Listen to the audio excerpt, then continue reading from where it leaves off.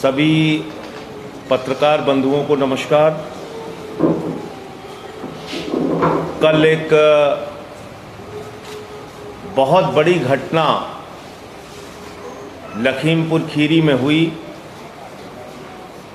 3 बार के विधायक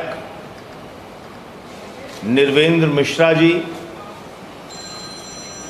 की पुलिस के सामने, उनके बेटे के सामने अपराधियों के द्वारा हत्या कर दी गई।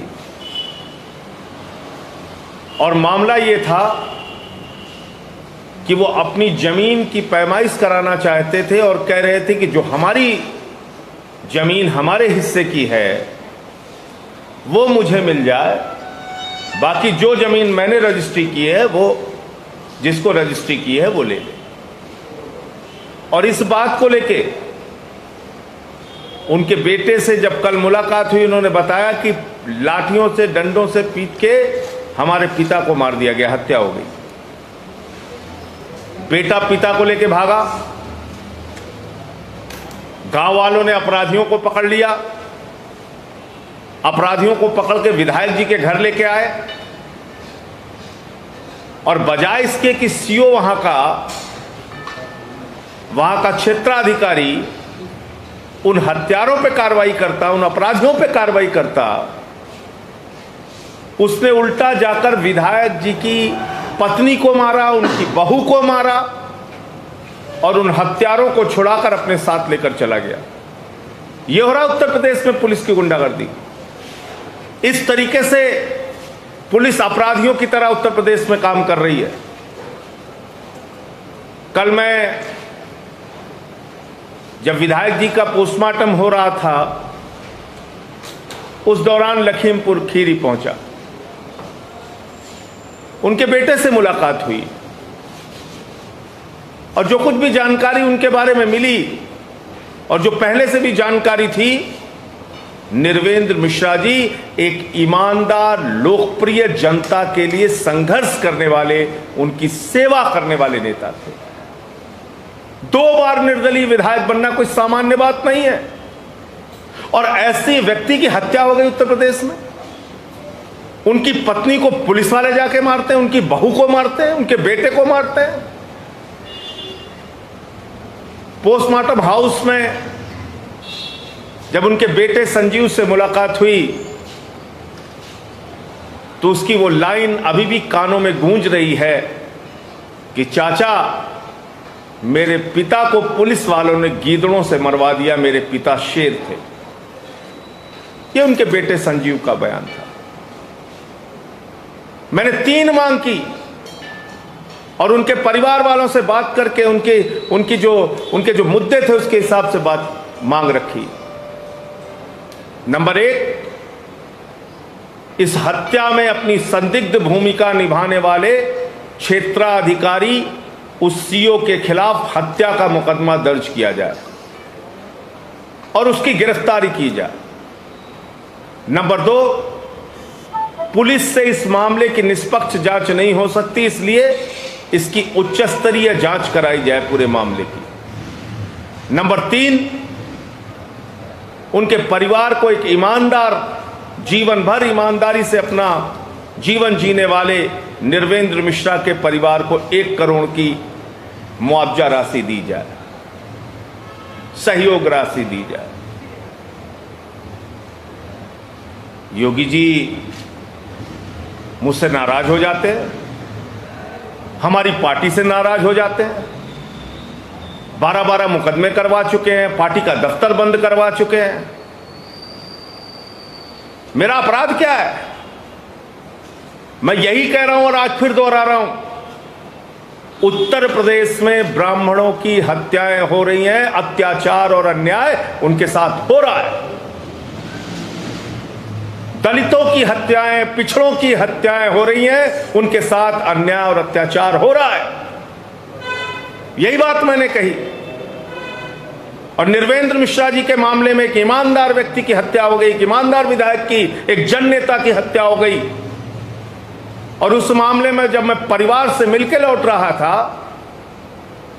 तो सीतापुर में, अटरिया में योगी सरकार की पुलिस ने पहले तो मेरे गाड़ी के अंदर एक इंस्पेक्टर बिठाल दिया, उसके बाद गाड़ियों का काफिला, पुलिस वाले आगे पीछे, यानी उत्तर प्रदेश की जनता मर रही है, बेटियों के साथ बलात्कार की घटनाएं हो रही हैं, हत्या की घटनाएं हो रही हैं, लूट की घटनाएं हो रही हैं, उसको रोकने के लिए पुलिस नहीं है। संजय सिंह के आगे पीछे घेरा बंदी बना के पुलिस वाले चल रहे थे और मुझे अटरिया में लाके गेस्ट हाउस में बगैर बताए एक राज्यसभा सांसद को लाके उस गेस्ट हाउस के अंदर रोक दिया गया और वहां पे नागेंद्र प्रताप सिंह एक एसपी रूरल था, जो एडिशनल एसपी रैंक का अधिकारी था, वो उससे मिला तो मुझसे नमस्कार करके कहता है, संजय सिंह जी मेरा नाम नागेंद्र प्रताप सिंह है, मैं एडिशनल एसपी हूं और बाय द वे मैं भी ठाकुर हूं। ये टोन था उसके बात करने का। और उसके बाद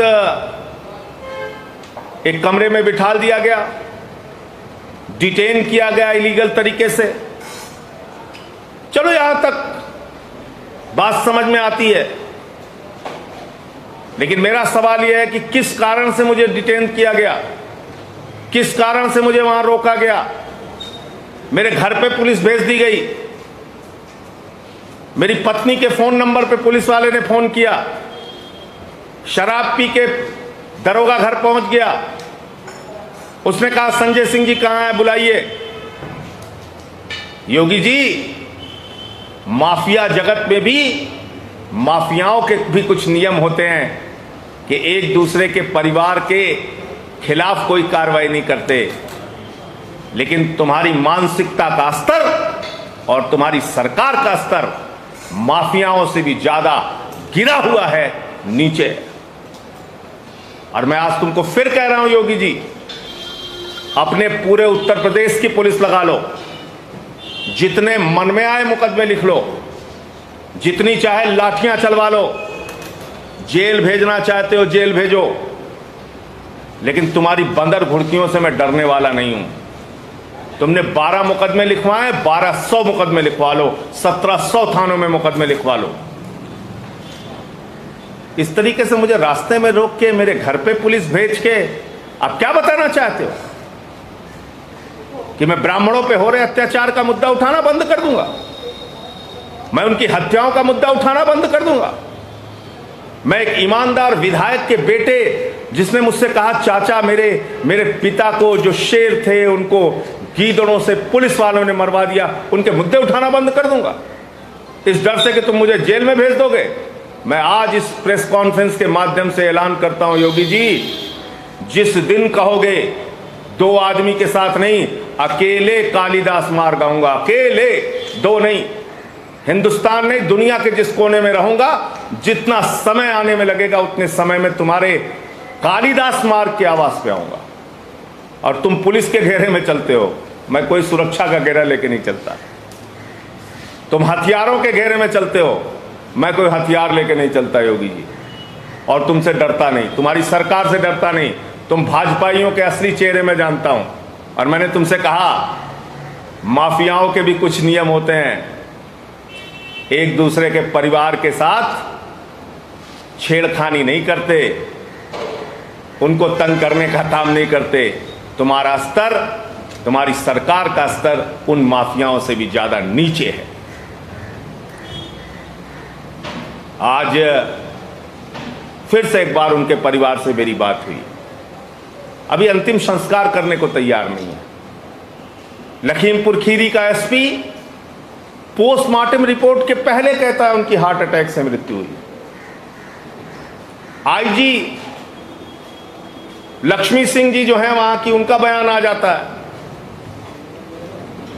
कि 107-16 का मुकदमा इन लोगों के ऊपर पहले हो चुका है। अरे भाई 107-16 के मुकदमे में 2 पार्टी होती है। आप कह रहे हो 107-16 में विधायक और विधायक के बेटे के खिलाफ पहले मुकदमा हो चुका है, दूसरी पार्टी कौन थी? उसका नाम क्यों नहीं लिया आपने? क्या मनसा है आपकी?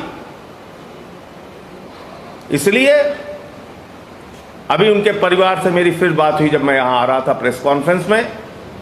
वो अपनी मांगों पर अड़े हुए हैं। उस सीओ के खिलाफ एफआईआर होनी चाहिए, उसकी गिरफ्तारी होनी चाहिए, उनके परिवार को मुआवजा मिलना चाहिए, इस पूरे मामले की उच्च स्तरीय जांच होनी चाहिए। इससे कम में किसी भी प्रकार का कोई समझौता नहीं है। आम आदमी पार्टी, अगर सरकार ने, योगी जी की सरकार ने जल्द कार्रवाई नहीं की इस मुद्दे पर, तो पूरे प्रदेश में इस मुद्दे को लेकर आंदोलन करेगी, संघर्ष करेगी। हम चुप बैठने वाले नहीं हैं और तुम्हारी बंदर भुड़कियों से तो बिल्कुल डरने वाले नहीं हैं। कल मुझे हंसी आ रही थी, तुमने इलीगल तरीके से मुझे डिटेन किया।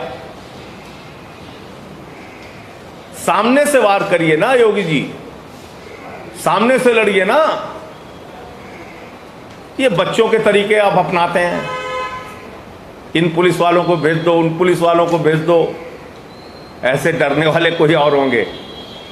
संजय सिंह को इन चीजों का फर्क नहीं पड़ता। और मैं तुमसे कह रहा हूं योगी जी, जिस दिन बोलोगे अकेले आऊंगा तुम्हारे कालिदास मार्ग के मकान में, 2 आदमी लेके नहीं आऊंगा, और ना मैं सुरक्षा घेरा लेके चलता हूं, न बंदूक हथियार लेके चलता हूं, न कोई माफिया हूं, न चोर हूं, न उचक्का हूं, लेकिन तुम्हारे असली चेहरे को, तुम्हारे सरकार के असली चेहरे को बेनकाब करता रहा हूं, बेनकाब करता रहूंगा। हुई है प्रभात मिश्रा की हत्या। नाबालिग घोषित होने के बाद आज भी एक नवविवाहिता, जो एक परिवार की, ब्राह्मण परिवार की अस्मिता है, वो खुशी दुबे आज भी जेल में बंद है। ये मुद्दा उठाऊंगा।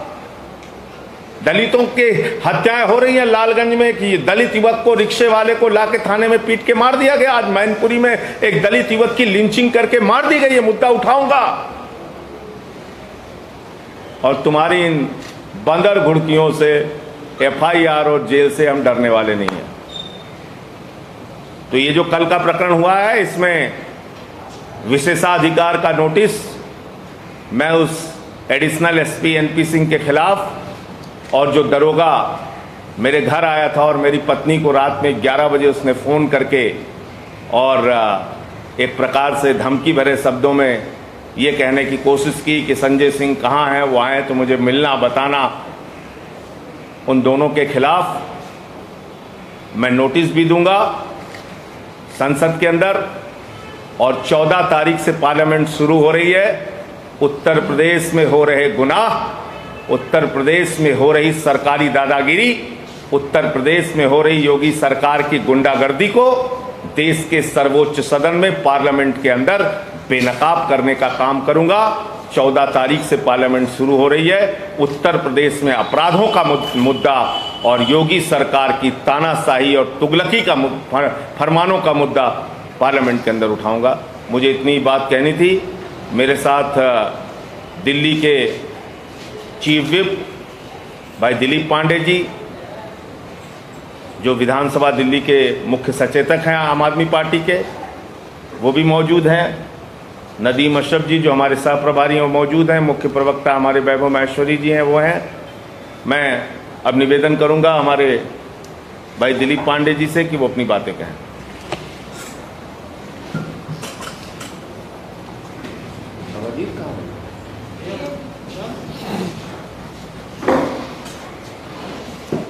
धन्यवाद संजय जी। अभी कल जो घटना हुई उसकी सिलसिलेवार जानकारी हमारे उत्तर प्रदेश के प्रभारी और राज्यसभा सांसद आदरणीय संजय सिंह जी ने आप सबको दी।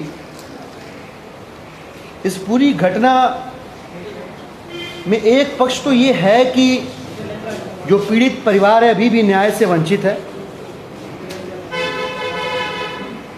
लेकिन दूसरा पहलू इसका उत्तर प्रदेश की कानून व्यवस्था के जो हालात हैं उसके सच को सबके सामने नंगा करके रख देता। आप तनिक कल्पना करके देखिए,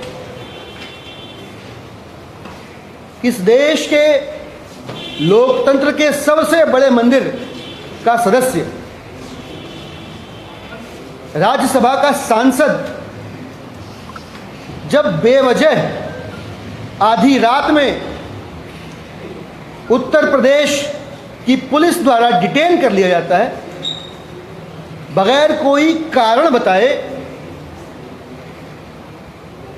तो दलितों पिछड़ों का एनकाउंटर हो जाना, थाने के अंदर पीट पीट के उन्हें मार दिया जाना, मुझे नहीं लगता कि इस तरह की व्यवस्था में ऐसी जघन्य घटनाओं पे हमें आश्चर्य करना चाहिए। बताइए, कोई तरीका होता है? अपराध जगत में भी अपराधियों का एक नैतिक स्तर हम देखते आए हैं, सुनते आए हैं।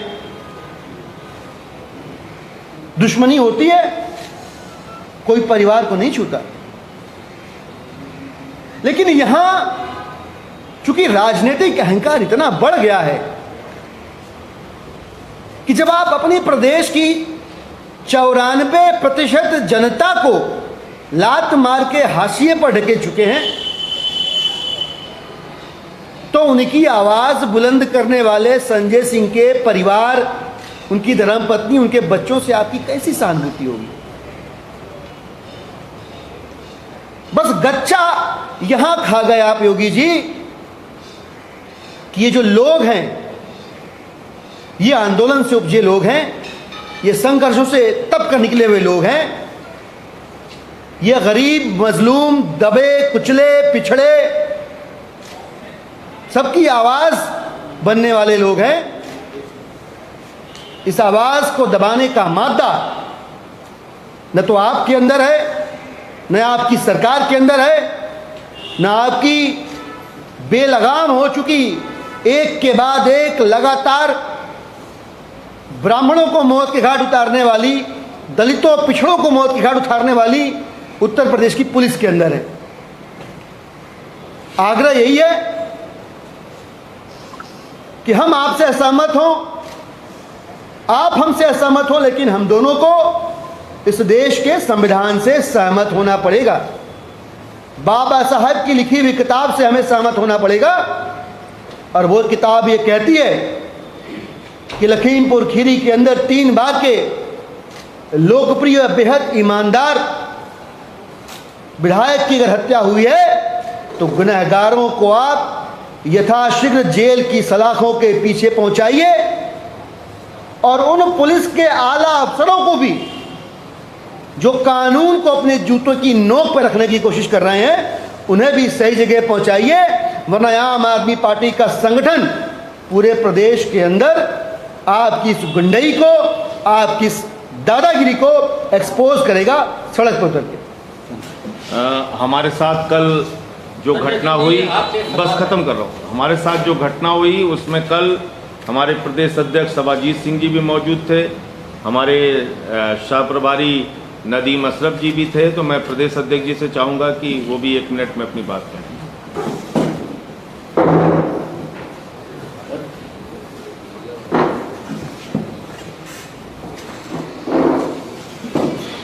उत्तर प्रदेश में जिस तरीके से चाहे ब्राह्मणों का मामला हो, चाहे दलितों और पिछड़ों का हो, योगी सरकार में जिस तरीके से हिंसक घटनाएं बढ़ रही हैं, उसकी आवाज़ को बुलंद करने का काम आम आदमी पार्टी के सांसद और प्रभारी संजय सिंह ने जिस तरीके से पूरे उत्तर प्रदेश में उनकी आवाज़ को बुलंद की, योगी सरकार की नाकामियों को गिलाया, और जिससे बौखलाहट में आकर योगी आदित्यनाथ जी और उनकी पुलिस ने जिस तरीके से कल व्यवहार किया कि हम लोग पूर्व विधायक जिनकी पीट पीट कर जो है हत्या की गई थी, हम शोक संवेदना जो व्यक्त करने गए थे सांसद जी के साथ, और उसके बाद जब हम लोग लौट रहे थे तो जिस तरीके से सिधौली की पुलिस ने, एएसपी ने रोकने का काम किया, सांसद जी और हम बार बार उनसे ये पूछते रहे कि भाई आप बताइए कि आपने हमको क्यों रोका, तो वो रोकने के तमाम बहाने बता रहे थे। तो हम आपसे माध्यम से सिर्फ ये कहना चाहेंगे कि आम आदमी पार्टी आंदोलन से निकली पार्टी है, और हम लोग डरने वाले लोग नहीं हैं। आपकी जो तानाशाही है और आपने जो पूरे उत्तर प्रदेश में जंगल राज कायम कर रखा है, उसके खिलाफ आम आदमी पार्टी पूरी मजबूती के साथ लड़ेगी। और आपकी नाकामियों को लेकर हम उत्तर प्रदेश में घर घर जाएंगे और हम बताएंगे कि आपके राज्य में न ब्राह्मण सुरक्षित है, न दलित सुरक्षित है, न पिछड़ा सुरक्षित है और न आम आदमी सुरक्षित है। हम आपकी किसी भी धमकी से डरने वाले लोग नहीं हैं। हम आपकी तानाशाही के खिलाफ लड़ेंगे, आगे भी मजबूती से भी लड़ेंगे। कोई प्रश्न आप तक?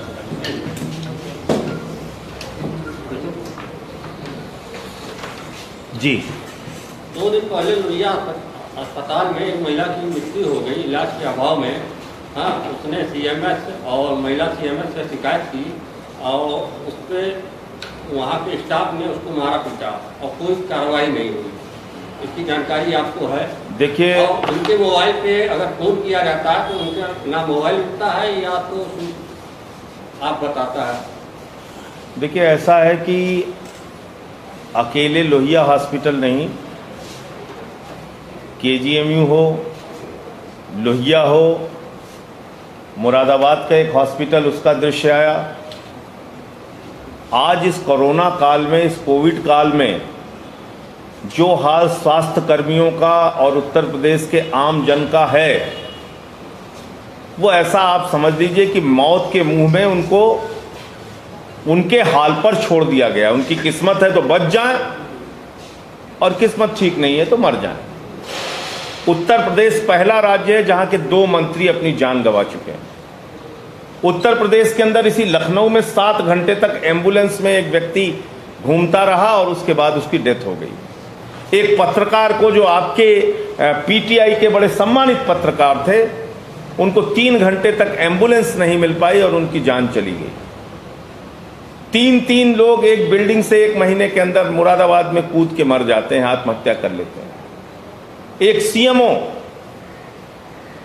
वो लापता हो जाते हैं मिर्जापुर से। एक डिप्टी सीएमओ की कोरोना से मौत हो जाती है, उनकी लाश में ही हेरफेर कर दिया जाता है कि किसी की जगह किसी की लाश दे दी जाती है। ये सब घटनाएं हो रही हैं। जो बात आप बता रहे हैं, ऐसी अनेक घटनाएं पूरे उत्तर प्रदेश के सरकारी अस्पतालों में हो रही है। और टीम 11 के नाम से जो मोदी योगी जी ने जो अपना कोरोना से लड़ने का एक बड़ा ऑरा क्रिएट कर रखा है, वो टीम 11 क्रिकेट मैच खेलने के लिए है या कोरोना से लड़ने के लिए है, मैं आज तक नहीं समझ पाया।